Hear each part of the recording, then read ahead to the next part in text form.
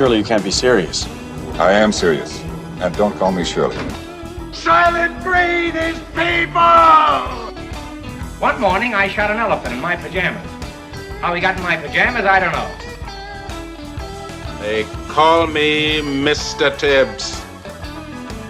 E.T. Phone home.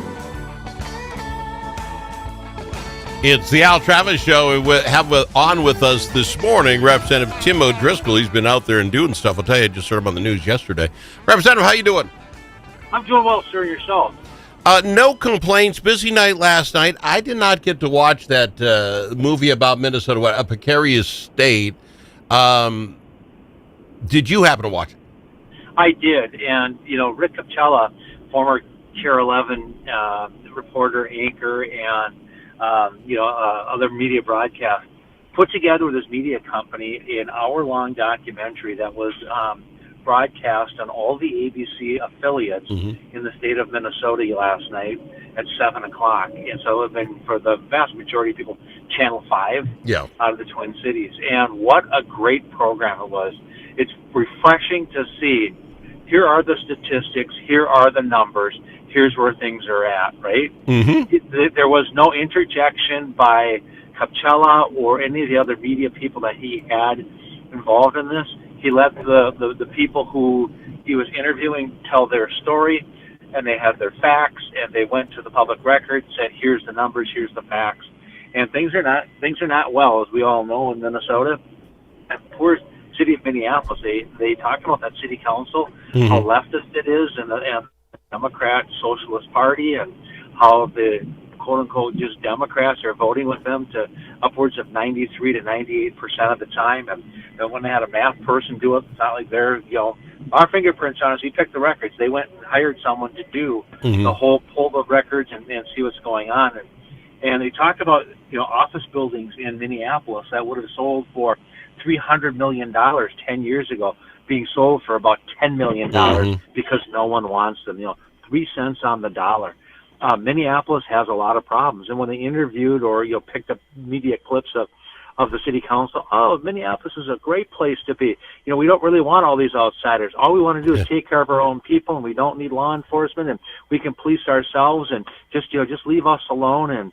And then they start talking about, well, what is the Democrat Socialist Party's agenda? Close all prisons, close jails. And they said, we're not making this up. This is like right in their, bylaws and right in their constitution as an organization, including defunding police and getting rid of police and letting people kind of, just take care of themselves and take care of each other. And it's like, that's called mob rule, and that's a problem. I taped it. We had a bunch of family stuff going. I didn't get to watch it last night. I taped it. I will get to watch it. I appreciate that. But what does that tell you, sir, when a show like that, A Precarious State, comes on talking about Minneapolis in the fall? We had the fall of Minneapolis, was that Collins gal from Alpha News. What was that, 2-3 years ago? When you're doing stuff like that, it's got to say something to the people of Minnesota. Say, am I missed something? You know what I'm saying? I don't know all the other states in the world are having these kind of exposés on themselves.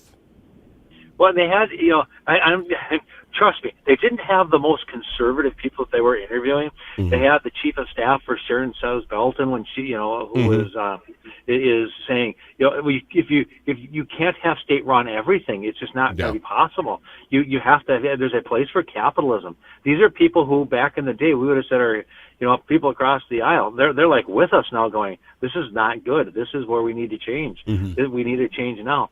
The former superintendent of the Minneapolis schools, who was saying, we never thought we would be, sitting in the situation. We always said to just joke about Louisiana and Mississippi and their school scores. Now they rank even or ahead of us. He said it is a difficult situation, and we need to get on top of it. But then they talked about reading scores, how they're falling. They talked about COVID and how other communities and other states have bounced back, but that Minnesota and Minneapolis just are not able to get out of that rut. Gotcha. I was on the road a lot yesterday, and on some talk station, I don't remember what it was. I should have probably written it down. I heard the news person come on and talk about talking about what's going on with the insurance, our insurance increases here in the state of Minnesota. I want to spend some time with you on it, so I don't do it before we got to go to the break. So on a side note, before we go to the break, if we can, Today's story is evidently $20 million in 2024 evidently went to nonprofit organizations from the state of Minnesota that weren't even registered as nonprofits. That's out of KSTP. It would I find this remarkable that with all the things we talk about and all this, we literally handed $20 million out to people who just said, yeah, I'm a nonprofit, whether they were or they weren't. What do we do for any kind of check on anything, sir? That's just crazy to me. Yes, November 2026 will be an opportunity for the people in the state of Minnesota to do a checks and balances on what's going on. Governor Walz announced, I need to run for re-election because next term I will fight fraud. What's wrong with the last 15 months that we have? Who was governor in 2024? Tim Walz. Why is Tim Walz waiting for 15 more months to direct his commissioners and to direct the senior staff to clean up shop over there? And there's going to be more out. That $18 billion surplus, that's a lot of money, and You're going to see a lot of money that keeps continuing popping up going into fraud. It's disgusting. Well, how do I put it? Even if it isn't fraud, right? They're just saying these guys aren't even a registered organization. Maybe they went out and helped children and the needy. I don't know. But how is it we're writing the checks to non-entities? How does this work? I mean, there's got to be a bottom line somewhere that this is that's a form of fraud. Well, yeah. That's a form of fraud. Yeah. Money's intended for nonprofits. You're not a nonprofit. You're a paper tiger type organization, and we give you money. That's fraud, and that's negligence on the state's part. Right. Yeah. I guess I'm getting the point. You just send in. It seems to me, and I should try this. I'd probably get in trouble because I'd be the only one they catch. I should just send an invoice to the state of Minnesota and see if they pay it. Because there's nothing for what I don't know. Make it autism. Make it. It doesn't matter, it doesn't seem like, sir. It looks like you can literally send in your business, an invoice, put some names down that said you helped them with whatever, finding a home, and they'll mail you a check. Well, again, this is a problem with people not working in the office to run things by each other and go, you know what, I'm going to walk down the hall and talk to my coworker and go, does this seem right to you? It's like, well, at home, authorize send, right, on the computer. Yeah. We need to get people back in the work environment. We need to get kids back in school. We need to remediate what's going on. These are all symptoms of things that we're talking about, of not a sick state, but a dying state. Well, and I really hope, again, this one is just like, you've got to be kidding me. At some point, people have to get upset and say, we're not even trying to keep up from taking our money. We'll be back after this. A lot of money, a lot of costs for insurance going up, and evidently my guy, Representative Tim O'Driscoll, is in the midst of it. He can explain it to us. We'll talk with him next about that. When the stakes are high at the Minnesota Capitol, you need more than a lobbyist. You need a partner. At Momentum Advocacy, we bring nearly 90 years of combined experience in government relations, public affairs, and strategic communications. From nonprofits to national corporations, we help organizations navigate Minnesota's political landscape with integrity, insight, and results. Whether you need legislative champions or headlines, Momentum Advocacy delivers. For more, visit momentum-advocacy.com. Momentum Advocacy, your friends at the Capitol. Achieving your financial goals requires individual planning and a comprehensive approach. At Midwest Money Management, our mission is to provide you with the knowledge, tools, and confidence to feel comfortable financially today and secure about tomorrow. Learn more at MidwestMoneyManagement.com. That's MidwestMoneyManagement.com. Securities offered through JW Cole Financial Inc., member FINRA and SIPC. Advisory services offered through JW Cole Advisors Inc. Midwest Money Management and JW Cole Financial Inc. and JW Cole Advisors Inc. are unaffiliated entities.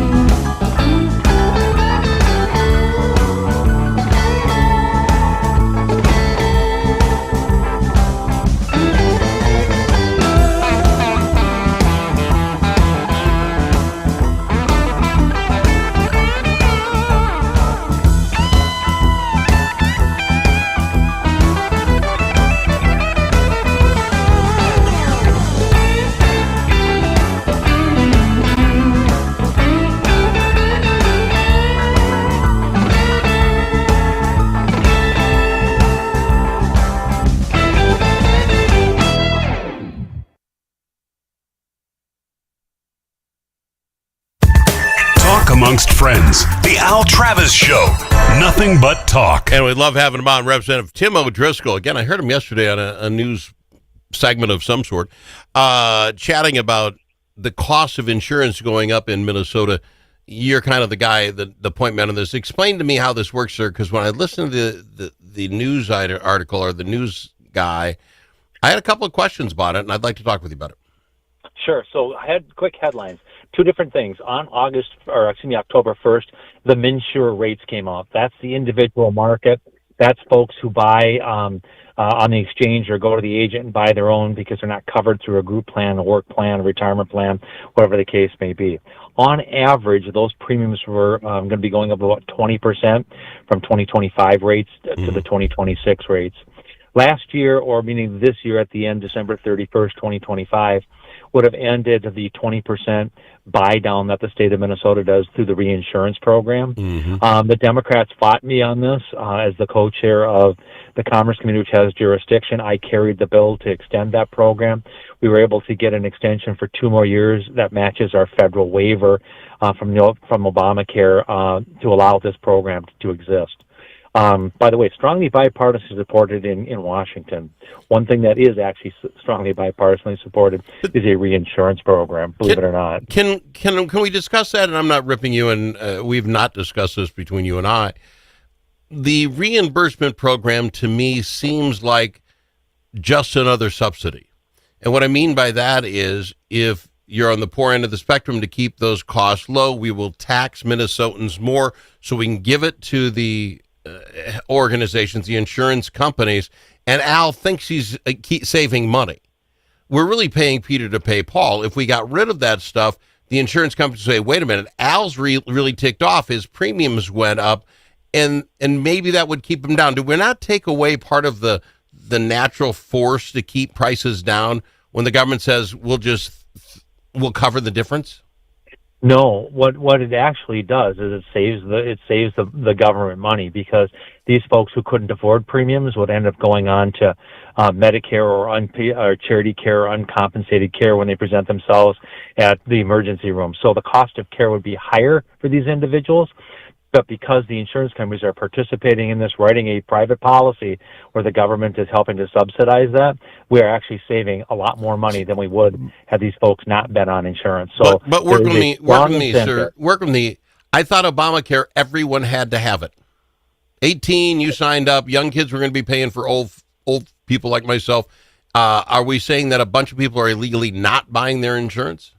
No, actually, during the first Trump administration, that law was repealed that you don't have to have insurance. Well, the law is still there. You don't get, there's no fine if you don't, right? Yeah, and that was the federal change on that. Okay. Trust me, this is where we absolutely want to be right now. Otherwise, the government will continue to edge into and control all of our health care by the means of dollars and cents and what they're going to pay and what they're not going to. Want programs like that. I'm with you. Here's what I'd like you to do, though. Now, if all we've talked about is true, and I believe you 100%, wouldn't the next thing for Minnesota to do is open it up for those insurance carriers and say, insurance people, since there's no penalty not having Obamacare, then we would like you to have the opportunity to open up insurance for what people want. Maybe an Al Travis just wants really big stuff. Heart attack, stroke, cancer. Everything else I'll take care of and I'll pay myself. And I can start buying insurance that Obamacare has. I have mammograms. I'm not going to take one. You know what I'm saying? Can we open it up then and give them the opportunity to sell me what I want and what I can afford instead of all this other stuff? And maybe there's room for that to get back to the market is what I'm saying. Yeah, there's that is a conversation that we don't have time to get into today. All right. There are minimum benefit sets that are required by federal law that are adopted by states and the like on here. Trust me, I've worked hard to not increase those minimum benefit sets, which drive premiums, and I stood in front of additional mandates that would be included in insurance that would have driven premiums probably another 5 to 7% higher this year than they were. They went up. Had we not had the Minnesota reinsurance program, the commissioner herself said premiums would have gone up by about 70% for some groups. See, but at some point they're going to have to, right? Because isn't this the problem with on the national level? And again, I'll get all smart on you because I think I know something. they're yelling about insuring illegal immigrants. The Republicans are saying that's what the Democrats want. Democrats say that's not true. You can't insure illegals. That's illegal in the state of Minnesota or in the country. But what we're really doing is just paying the hospitals directly back for any illegals that come in and use your facility. It's the same money coming out of Al's left pocket or his right pocket. We're all playing these games with it. That's where I'm at with this. Either we make people buy insurance. If you can't afford it, there might be a small subsidy, but buy what you need. I think we got to open this can of worms up, sir, because in 2027, you're telling me this all goes away again, right? Yeah, we have to apply for federal authorization, and that's what I'm going to be working on next year in the legislative session is getting approval by the legislature to ask for another 5-year waiver. The Trump administration has been a very good partner with us on on this plan, but the other part that we need to talk about is the Medicare Advantage, and I think that's probably something that people want to know. So if you have Medicare, you're 65 or older, you got your Part A, your Part B, and then you've also got to buy a Medicare supplement or get into Medicare Advantage. And Medicare supplement, you buy that from your major commercial insurance companies, and it covers some or all of the costs that Medicare doesn't cover. Medicare Advantage is also known as Part C. It's a provision that the federal government allows for insurance companies to have a more robust type of coverage. And the rules are different in that plan, other than just compensation for health expenses that are not covered by Medicare. You probably have seen them on the television. If you haven't, you will soon, because we're at the open enrollment series, and they'll say, hey, this plan allows you money to be able to buy groceries or to be part of a health club or different kinds of things that really aren't directly health care, but are deemed to be able to reduce the health risks by good nutrition and physical activity and the like. Well, in the state of Minnesota, many of the providers who are bringing Medicare Advantage plans are going to exit that market. There are a lot of big names out there. And so folks are going to end up having to find a policy if they want to stay on their Medicare Advantage policy by going to another carrier, which there are fewer in the state. And the premiums are probably going to be higher because we're shifting the risk from many carriers to one carrier. Or they're going to have to shift from the Medicare Advantage to a Medicare supplement policy and buy a kind of, if you will, another insurance policy that replaces their Medicare Advantage. Now, if you have a Medicare supplement policy, you're not going to be affected by this change. Okay? But those premiums are going up as well because of the cost of health care right now. And that's all fair enough, sir. And again, we might need to sketch out an hour maybe where we can bust this all down, because I think people really want to know how it works. But I still keep coming around to, if the federal government keeps it down by supplementing it, that's us supplementing our own stuff, where we're not ripping the Band-Aid off and getting to the problem of why is insurance going up? Why is healthcare going up the way it is? Because the government will supplement it? I don't know. I think we need to bust that down, sir. And I know you're on top of it, and I appreciate you being on the show. Well, one thing that the president did this week is he's talking to Pfizer about negotiating, prescription costs in drugs and the like. What happens right now, and this is the precarious thing that people forget about, other countries that Pfizer and Merck and all these big companies sell drugs to, they say, well, our federal laws, our national laws, don't allow us to pay for your research and development. Yeah. And what happens is that's just borne by the Minnesota and then it escalated to the U.S. Prescription purchaser. They pay those, and then people say, "Why are premiums so much higher in Minnesota and in the United States or not premiums, but cost for medical drugs higher?"